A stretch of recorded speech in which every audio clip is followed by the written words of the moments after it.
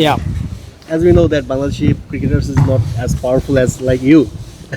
Me, jeez. Okay, so there's a big myth about this, right? And I've been here now for 3 weeks, and I was aware of the myth that Bangladeshis don't have power. All right, you look at the West Indies. West Indies are big. They're different humans, right? They're built differently. England are strong. Australia are strong. Right now, these guys are slightly smaller, but they have power. Trust me, they've got enough power. But the key thing is they have to know how to use the power. They have to know how to access the power, right? And the way these boys are striking the ball now, and it's a process, this. It won't happen in 1 week, 2 weeks. There will be differences, of course there will, but it's a process, and you have to understand, you have to trust the process. But with the smaller guys, they rely heavily on rhythm, timing of the movements. If the rhythm and timing of the movements are right, and the sequencing of the movements are right, then exit velocity will go up.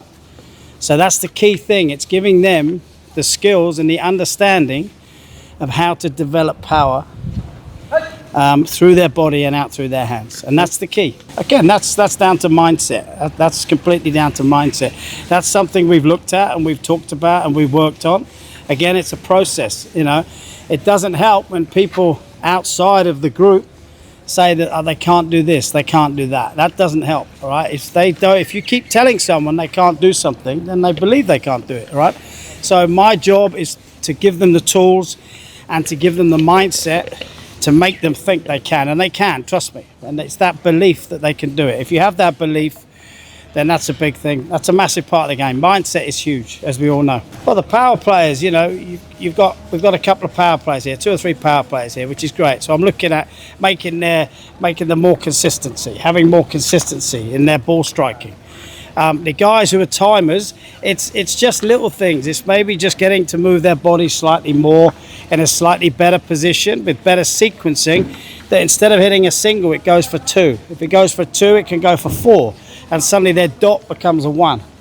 So it's how you move your body. It's basically movement over technique, movement over mechanics. Tailenders as well. Tailenders is massive because they might have to go in with 2 or 3 overs left, or 6 balls. Right, they've got to maximise 6 balls.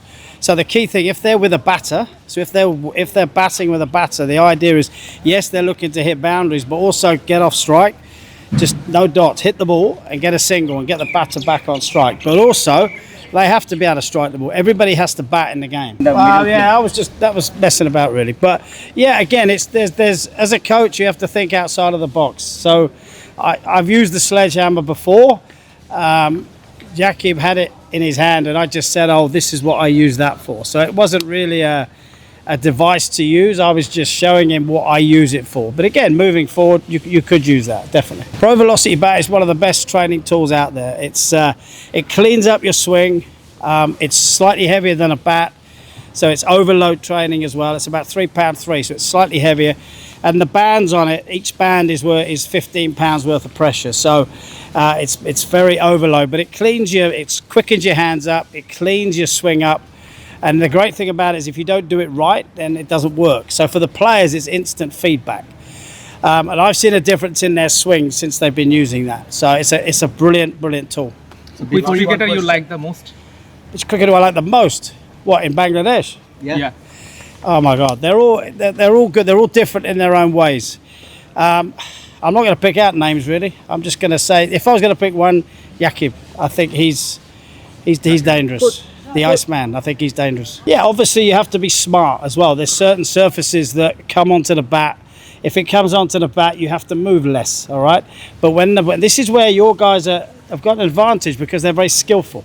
They have good skills, all right? So they've got the skills on slower pitches, which the guys from England, the guys from West Indies might struggle, you see. So they have that. So it's having the power, but it's being smart in how you use the power.